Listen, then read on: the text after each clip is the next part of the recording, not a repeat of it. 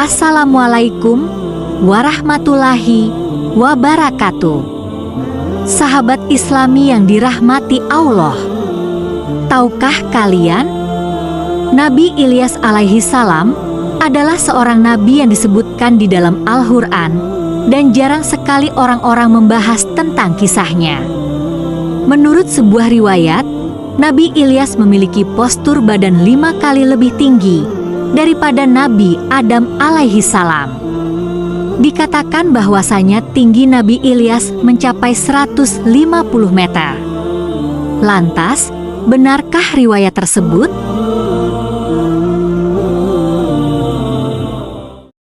Mengenal sosok Nabi Ilyas.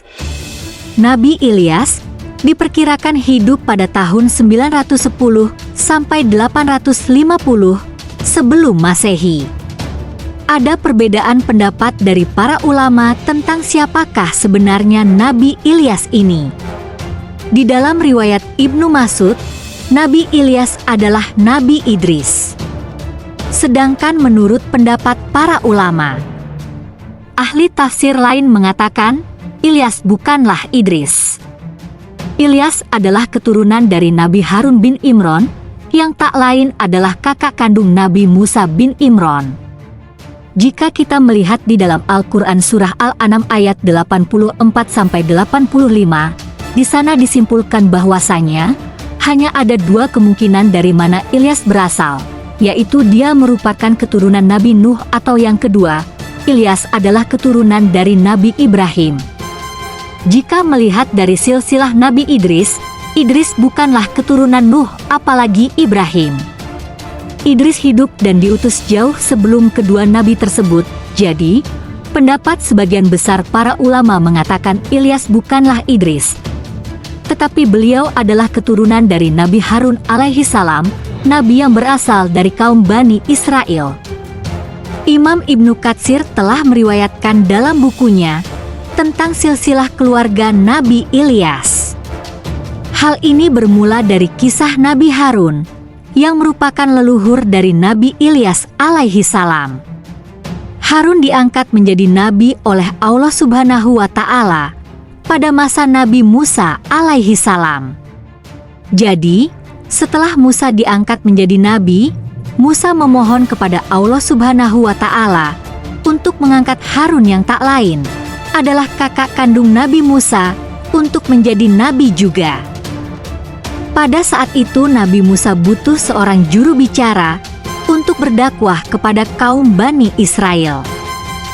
Karena Musa sedari kecil mengalami kesulitan untuk berbicara, maka diangkatlah Harun menjadi nabi untuk menemani dakwahnya Musa. Di dalam Al-Quran sendiri, nama Nabi Harun sering disebutkan berdampingan dengan kisah Nabi Musa alaihi salam. Nabi Harun ini memiliki kemampuan yang luar biasa dalam berbahasa dan merangkai kata-kata. Makanya Harun dinilai cocok untuk mendampingi Musa pada masa itu. Dan Nabi Ilyas ini berasal dari keturunannya Nabi Harun alaihi salam. Kisah dakwah Nabi Ilyas. Nabi Ilyas ini diutus Allah Subhanahu wa Ta'ala di daerah yang bernama Balabak yang terletak di daerah barat Damaskus. Balabak ini adalah sebuah kota yang masyarakatnya menyembah patung berhala. Patung-patung berhala yang mereka sembah itu bernama berhala Baal. Makanya kota mereka dinamai serupa dengan berhala yang mereka sembah berhala Baal menjadi kota Balabak. Dikisahkan berhala Baal ini adalah sebuah patung yang terbuat dari emas dan ditempatkan di bukit-bukit yang tinggi. Ada pula ahli tafsir lain yang mengatakan bahwasanya Baal adalah nama seorang perempuan yang menyembah tokoh seorang perempuan di kota tersebut. Tetapi, pendapat yang lebih kuat adalah bahwa Baal adalah nama patung berhala yang disembah oleh kaum itu.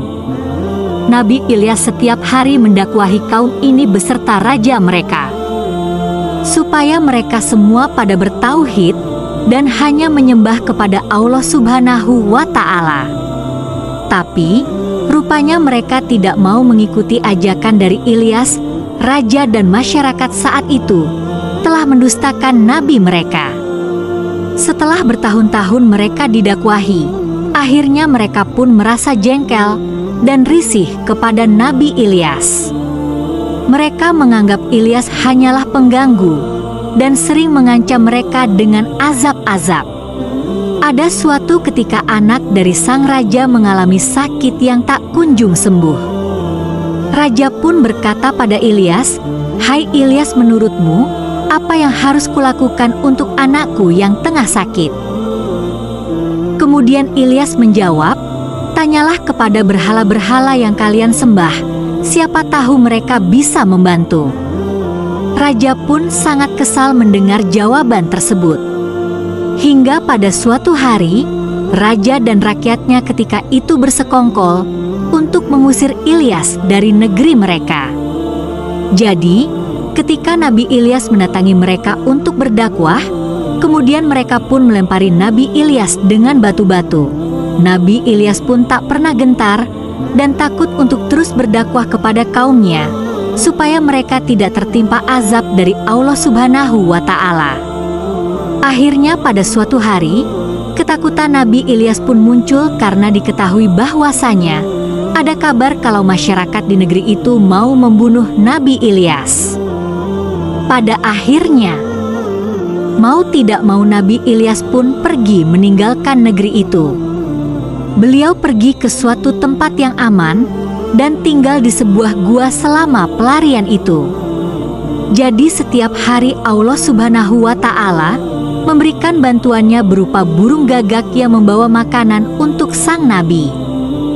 Pada suatu hari, bencana pun datang kepada negeri yang ditinggalkan oleh Nabi Ilyas alaihi salam. Jadi ketika itu, di negeri Balaba ini terjadi musim kemarau yang luar biasa.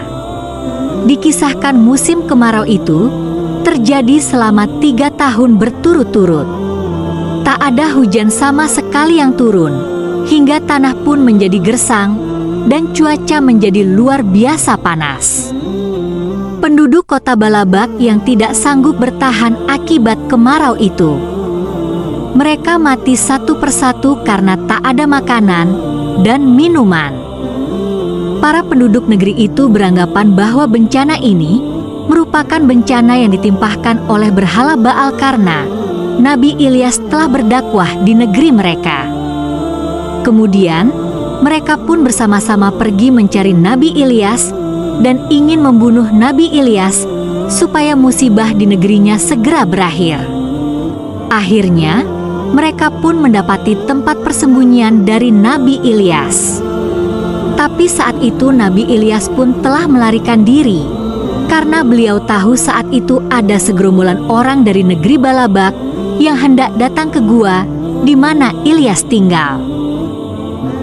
Nabi Ilyas pun terpaksa lari dengan cara menyusuri sungai, hingga sampailah Nabi Ilyas di sebuah rumah tua yang kecil.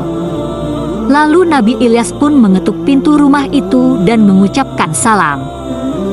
Pintu rumah itu pun dibuka oleh seorang wanita yang cukup tua. Kemudian Nabi Ilyas meminta izin kepada wanita itu untuk bersembunyi di dalam rumahnya. Wanita itu pun mengizinkan dan menyuruh Nabi Ilyas untuk masuk ke dalam. Rupanya di dalam rumah tersebut ada anak laki-laki anggota keluarga itu sedang sakit parah. Karena merasa kasihan, Nabi Ilyas pun berdoa kepada Allah Subhanahu wa Ta'ala untuk mengangkat penyakit anak laki-laki ini. Tak berapa lama atas izin dari Allah Subhanahu wa Ta'ala, anak itu pun sembuh dari sakitnya. Anak anggota keluarga yang sakit itu bernama Ilyasa. Nah, setelah Ilyasa ini sembuh dari sakitnya, hari-harinya diisi dengan belajar bersama dengan Nabi Ilyas. Hingga pada suatu hari, Allah Subhanahu wa Ta'ala mengangkat Ilyasa menjadi seorang nabi yang kita kenal di Islam sebagai Nabi Ilyasa. Jadi, di sini sudah ada 2 nabi, yaitu Ilyas dan Ilyasa. Singkat cerita, Setelah Nabi Ilyas mengetahui kabar kalau Raja Zalim di negerinya telah meninggal, Nabi Ilyas dan Ilyasa pun mendatangi negeri Balabak tersebut. Keduanya mulai mendakwahi kembali masyarakat di negeri itu. Tapi saat itu rupanya musibah kemarau parah di negeri Balabak itu belum berakhir selama negeri itu ditinggalkan oleh Nabi Ilyas. Sebagian besar masyarakat di negeri itu telah banyak yang meninggal dunia. Akhirnya Nabi Ilyas pun membuat suatu perjanjian kepada masyarakat, apabila mereka mau meninggalkan sesembahan mereka dan bertobat kepada Allah Subhanahu wa Ta'ala, maka Nabi Ilyas akan berdoa kepada Allah untuk mengakhiri azab di negeri tersebut. Karena orang-orang pun telah berputus asa dan tak tahu lagi apa yang harus dilakukan, dengan terpaksa mereka pun mengikuti saran dari Nabi Ilyas. Setelah itu mereka mulai menghancurkan berhala-berhala mereka, dan kemudian mereka semua bertobat untuk kembali ke jalan yang benar. Setelah janji mereka sudah dijalankan, Nabi Ilyas pun berdoa meminta hujan kepada Allah Subhanahu wa Ta'ala. Tak lama setelah itu, Allah mengabulkan doa dari Nabi Ilyas. Negeri itu pun turun hujan dengan derasnya, hingga berakhirlah penderitaan mereka karena azab kemarau tersebut. Setelah keadaan di negeri Balabak sudah kembali normal, hewan ternak dan kebun mereka telah menghasilkan banyak makanan. Masyarakat di negeri ini kembali menyembah berhala. Artinya ketika itu masyarakat di negeri Balabak ini kembali ke setelan pabriknya. Mulailah ketika itu orang-orang membuat patung-patung kembali. Dan negeri itu menjadi negeri penyembah berhala lagi. Nabi Ilyas pun berdoa kepada Allah Subhanahu wa Ta'ala untuk dibukakan kembali hati kaumnya. Namun akhirnya negeri itu dilanda kemarau lagi dan ini lebih parah daripada sebelumnya. Di akhir kisah, Nabi Ilyas pun pergi meninggalkan kaumnya yang durhaka itu. Menurut suatu riwayat, tak lama setelah Nabi Ilyas pergi, beliau pun wafat dengan cara diangkat oleh Allah ke langit. Hadits tentang wafatnya Nabi Ilyas itu disebutkan oleh Wahb bin Munabbih, yang menyatakan bahwa saat itu Ilyas berdoa kepada Allah untuk mencabut nyawanya, karena kaumnya telah ingkar dan mendurhakainya. Kemudian datanglah seekor binatang yang warnanya merah seperti api. Lalu Nabi Ilyas pun menaiki binatang tersebut, dan Allah Subhanahu wa Ta'ala menumbuhkan sayap di tubuh Nabi Ilyas, serta memakaikan pakaian yang terbuat dari cahaya. Setelah itu Allah Subhanahu wa Ta'ala merubah Nabi Ilyas menjadi sosok malaikat. Seorang malaikat manusia yang terbang di langit dan berjalan di bumi. Tapi hadits ini mengandung kontroversi dari kisah-kisah Israel. Tidak perlu diyakini kebenarannya dan tidak pula didustakan. Kontroversi hadits tentang Nabi Ilyas. Imam Ibnu Katsir dalam bukunya Qisyasul Anbiya, bahwasanya setiap tahun Nabi Ilyas dan Nabi Khidir berkumpul dan bertemu di Baitul Maqdis Palestina di bulan Ramadan. Kemudian disebutkan Nabi Ilyas dan Nabi Khidir ini setiap tahun melaksanakan ibadah haji berdua. Jadi katanya, setiap musim haji itu pasti di Mekah sana ada Nabi Ilyas dan Nabi Khidir. Hanya saja orang-orang banyak yang tidak menyadari kehadiran mereka. Ketika keduanya tengah melaksanakan ibadah haji, mereka pun meminum air Zam-Zam. Setelah mereka meminum air Zam-Zam, perut mereka akan kenyang selama setahun penuh. Jadi selama 1 tahun, mereka tidak akan memakan makanan apapun. Mereka hanya akan minum air Zam-Zam saja di musim haji. Tapi Ibnu Katsir juga menyebutkan, tidak ada dalil yang syahih tentang kisah hadits-hadits tersebut. Ibnu Katsir juga berpendapat bahwasanya Ilyas dan Khidir telah lama wafat. Ada juga kisah yang cukup aneh yang dikisahkan oleh Imam Al-Baihaqi. Pada suatu hari ketika Rasulullah Shallallahu Alaihi Wasallam dan para sahabatnya sedang melakukan suatu perjalanan, mereka pun singgah di suatu lembah. Salah seorang dari sahabat mendengar sayup-sayup ada yang sedang berdoa di lembah itu. Orang yang berdoa itu mengatakan, "Ya Allah, jadikanlah aku umatnya Muhammad Shallallahu Alaihi Wasallam yang dirahmati, diampuni, dan diterima taubatnya." Anas bin Malik berkata, "Kemudian kulihat sumber suara tersebut, ternyata orang yang sedang berdoa itu adalah seorang laki-laki yang tingginya 300 ziro. 300 ziro ini kira-kira sekitar 150 meter. Artinya orang ini malah jauh lebih tinggi dari Nabi Adam alaihissalam yang tingginya hanya 30 meter. Kemudian orang yang tinggi besar itu berkata pada Anas, "Ya hai, siapakah engkau?" Anas pun menjawab, "Aku adalah Anas bin Malik, pembantu Rasulullah Shallallahu Alaihi Wasallam." Orang tinggi besar itu berkata, "Lalu di manakah sekarang Nabi Muhammad Shallallahu Alaihi Wasallam?" Anas menjawab sambil menunjuk ke suatu tempat itu, "Di sebelah sana beliau sedang mendengarkan pembicaraanmu." Orang itu berkata, "Wahai Anas, pergilah engkau kepada Nabi Muhammad Shallallahu Alaihi Wasallam dan sampaikan kepada beliau saudaranya Ilyas mengirim salam kepadanya." Anas pun kemudian mendatangi Nabi Muhammad dan menyampaikan pesan dari orang tinggi besar tadi, yang ternyata orang itu adalah Nabi Ilyas alaihi salam. Maka Rasulullah Shallallahu Alaihi Wasallam pun bangkit dari duduknya dan pergi menemui Ilyas. Setelah keduanya bertemu, mereka pun berpelukan, diteruskan dengan mengobrol. Setelah itu Nabi Ilyas yang tingginya 150 meter itu pun berkata, "Ya Rasulullah, aku tidak pernah makan kecuali hanya sekali dalam 1 tahun, dan inilah hari di mana aku harus makan. Bagaimana kalau sekarang kita makan bersama, wahai Rasulullah?" Kata Anas, "Tiba-tiba turun ada makanan dari langit. Kemudian Nabi Ilyas dan Rasulullah pun makan berdua. Selepas makan kami pun sholat asyar berjamaah. Kemudian kami pun pergi melanjutkan perjalanan dan meninggalkan Nabi Ilyas di tempat itu." Kata Imam Baihaqi yang meriwayatkan, hadits ini adalah hadits yang sangat parah. Kisah ini juga diriwayatkan di dalam kitab Al-Mustadrak karya Imam Al-Hakim. Imam Ibnu Katsir menyatakan kisah tentang Ilyas yang tinggi besar itu adalah hadits yang palsu, karena menyelisihi hadits-hadits yang syahih dari banyak sisi.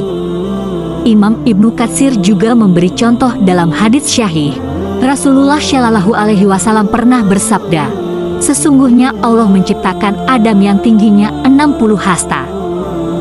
Kemudian generasi setelah Adam tinggi manusia akan semakin tambah pendek." Jadi artinya, tidak ada manusia yang diciptakan Allah Subhanahu wa Ta'ala lebih tinggi dari Nabi Adam. Sementara di kisah tadi Nabi Ilyas ini tingginya 150 meter. Artinya 5 kali lipat lebih tinggi daripada Nabi Adam. Kemudian Imam Ibnu Katsir juga mengatakan di kisah hadits itu Rasulullah Shallallahu Alaihi Wasallam yang berdiri kemudian mendatangi Ilyas ini sesuatu yang tidak benar. Harusnya Ilyaslah yang harus mendatangi Rasulullah Shallallahu Alaihi Wasallam, karena itulah adabnya. Hal ini dikarenakan Rasulullah Shallallahu Alaihi Wasallam adalah nabi di antara nabi yang paling mulia. Maka dari itu, Imam Ibnu Katsir dengan tegas mengatakan bahwa riwayat hadits itu palsu. Wallahu a'lam bishawab. Terima kasih buat Sobat Sains Islami yang telah menonton video ini hingga selesai. Jangan lupa like dan subscribe channel ini agar channel ini terus menyajikan informasi yang bermanfaat, kisah inspiratif, dan kisah menarik lainnya. Wassalamualaikum warahmatullahi wabarakatuh.